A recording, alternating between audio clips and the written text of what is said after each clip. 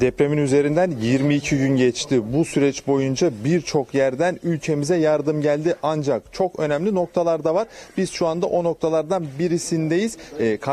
Kardeşlerini asla yalnız bırakmadı. Doğu Türkistan Derneği ise Hatay'daki depremzedeler için yemek üretmeye devam ediyor. Yanımızda ise Doğu Türkistan Derneği Başkan Yardımcısı Halit Emin var. Efendim, depremin ilk anından beri alandasınız. Depremzedeler için yemekler üretiyorsunuz. Ne gibi hizmetler yaptığınızı öğrenebilir miyiz sizden? Tamam, teşekkürler. Tabii 6 Şubat 2023 bu Türkiye'mizin Kahramanmaraş merkezli 10 ilini etkileyen felaketi yaşadıktan sonra bu acı haber duyunca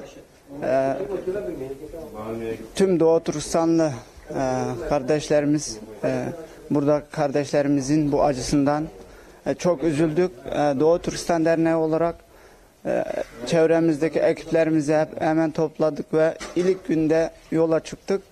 İkinci günü Gaziantep'e ulaştık ve ondan bu yana Gaziantep ve Kahramanmaraş'ta 25 Şubat'a kadar her gün oradaki depremzedelerine ve arama kurtarma çalışma ekiplerine dağıtmak üzere her gün ihtiyaca göre 1000 kişilikten 1500 kişiye kadar Uygur pilavı yaparak dağıttık elhamdülillah. 2 gündür Hatay'dayız.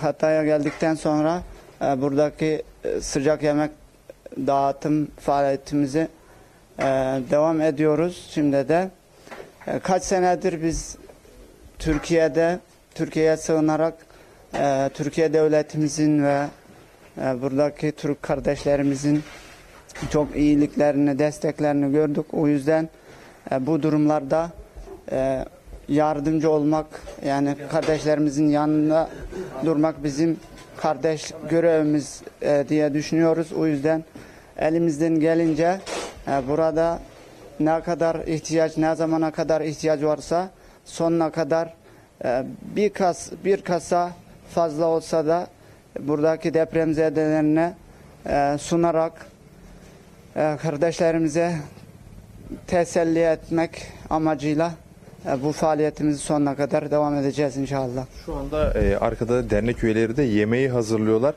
Yemek kaç kişilik olacak? Bu yemeğin özelliği ne bir de? Onu da soralım mı size kısaca? Tamam. Şimdi her gün bizim çeşitli yemeklerimiz var aslında. Bu Uygur pilavı, yani Özbek pilavı diye de adanıyor. Aynı yani. Şimdi her gün ihtiyaca göre biz 1000 kişilikten 1500 kişiye kadar Uygur pilavı yapıyoruz. Bu Uygur pilavın özelliği bu durumlarda, yani bu böyle topluluk için yapmak, yani çok sayıda kişi için yapmak kolay. Dağıtmak da kolay, yani iyice soğumuyor, sıcak halinde yiyebilir buradaki depremzedeleri ve karın doydurabilecek bir yemek olduğu için Kahramanmaraş'ta da kardeşlerimiz çok beğendi. Burada da kardeşlerimiz alkışlara her gün yani beğenerek kabul ediyor. Peki bu yardım süreci yaralar sarılana kadar devam edecek mi sizin açınızdan? İnşallah. Önceden 15-16 gün Kahramanmaraş'ta sürekli devam etmiştik. Yani oradaki durum biraz sakinleşmiş oldu. Ondan sonra hepimizin bildiği gibi Hatay'da ikinci deprem daha oldu. O yüzden buradaki ihtiyaç daha fazla diye düşündük. Buraya geldik. İnşallah ne zamana kadar ihtiyaç olursa biz kardeşlerimizin sonuna kadar yanındayız inşallah. Devam edeceğiz inşallah. Peki, çok teşekkür ederiz. Doğu Türkistan dernekleri olarak burada depremzedeler için yardımlarına devam ediyorlar. Her öğün aslında yemek çıkarıyorlar. Bu yemeğin özelliği ise daha sıcak kalabilmesi ve daha kolay dağıtılabilmesi. Buradan aktaracaklarımız şimdilik bu kadar. Depremzedeler için yemekler hazırlanmaya devam ediyor diyerek sözü size merkeze bırakalım.